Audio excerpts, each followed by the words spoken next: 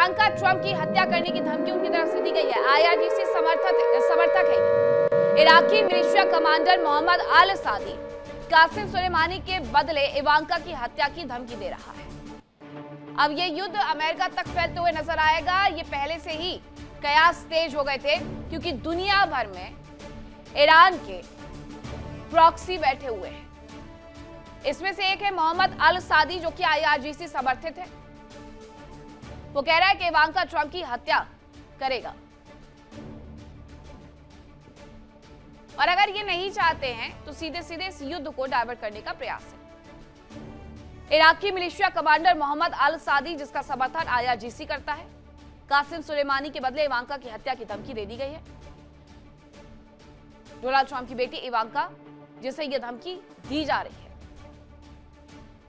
यह युद्ध अमेरिका में फैलने को लेकर के पहले यह बताया गया कि बहुत सारे ड्रोन हमले हुए, जो कि ईरान के ही प्रॉक्सी ग्रुप की तरफ से किए गए हैं।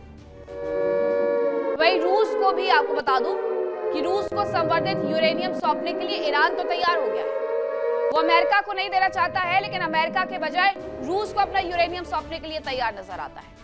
हालांकि कुछ शर्तों के तहत वो रूस को यूरेनियम देगा, लेकिन ईरान को यह मंजूर है, अमेरिका को यह नामंजूर है। अमेरिका इस बात से लगातार इनकार करते रहा है और अभी भी वो इस बात पर राजी नहीं होने वाला है। ईरान और रूस के रिश्ते बहुत अच्छे हैं।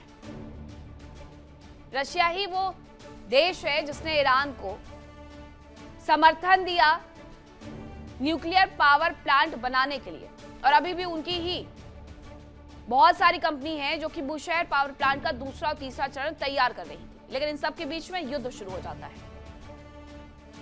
इसी वजह से ईरान का झुकाव रशिया की तरफ ज्यादा है और वो अपना यूरेनियम देने के लिए उसे तैयार भी है।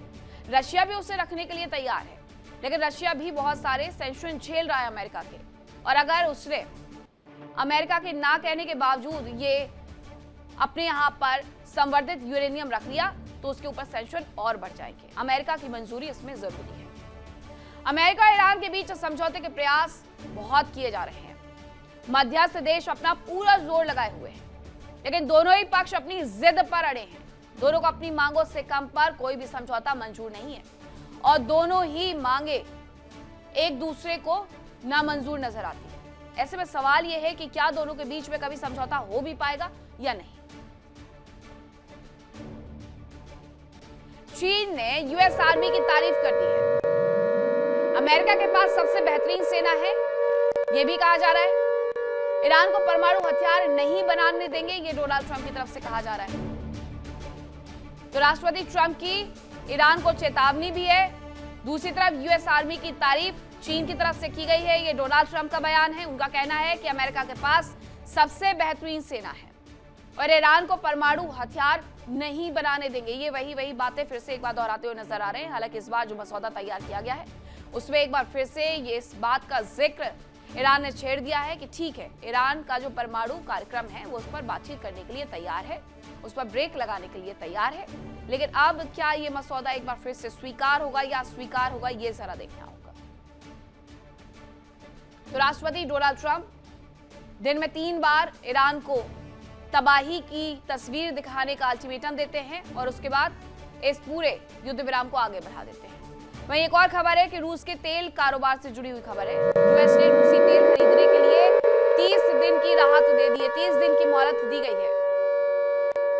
समुद्र में कमजोर देशों का जो तेल फंसा हुआ है वो भी इसे खरीद सकते हैं। स्कॉट बेंसेट उनकी तरफ से ये कहा गया। ट्रेजरी सचिव अमेरिका के स्कॉट बेंसेट जो ये कह रहे हैं कि कमजोर देश भी फंसे हुए हैं समुद्र में, उनका तेल भी फंसा हुआ है, वो भी इसे खरीद सकते हैं, क्योंकि सैंक्शन रूस यूक्रेन युद्ध के साथ साथ रशिया पर भी उसके तेल बेचने पर लगाए गए थे। लेकिन अब ये कहा जा रहा है कि रूसी तेल खरीदा जा सकता है। 30 दिन की राहत है। ट्रेजरी विभाग ने 30 दिन का जनरल लाइसेंस दे दिया है। कमजोर देश भी जिसकी वजह से समुद्र में फंसा हुआ तेल खरीद सकते हैं, ये स्कॉट बेंसेट की तरफ से कहा गया। डोनाल्ड ट्रंप एक बार फिर से ईरान को तबाही का मंजर दिखाने के लिए चेतावनी देते हुए नजर आ रहे हैं। उनका कहना है कि चीन की तरफ से यह कहा गया कि अमेरिका की आर्मी सबसे ज्यादा पावरफुल है। वो खुद भी इस बात को स्वीकार कर रहे हैं कि अमेरिका की आर्मी सबसे ज्यादा पावरफुल है। ये ईरान को चेतावनी है। ये ईरान के दिमाग से खेलने का काम अमेरिका की तरफ से किया जा रहा है। कई सारे मोर्चे खुले हुए हैं इस युद्ध में। सिर्फ ये इजराइल, अमेरिका या ईरान का नहीं रह गया है, बल्कि हर देश को जिस तरीके से ये नुकसान पहुंचा रहा है, उस लिहाज से ये हर देश के लिए एक युद्ध है। दूसरी तरफ अमेरिका की नाकेबंदी की वजह से ईरान के तेल कारोबार को भारी नुकसान हो रहा है। ईरान का तेल अब दुनिया भर के बाजारों में नहीं पहुंच पा रहा है। देखिए इंडिया डेली 24/7 अब आपकी स्मार्ट टीवी पर। इंडिया डेली मौजूद है सभी डिजिटल प्लेटफॉर्म पर लाइव और लगातार। इंडिया डेली 24/7 हर दिन राष्ट्र को समर्पित।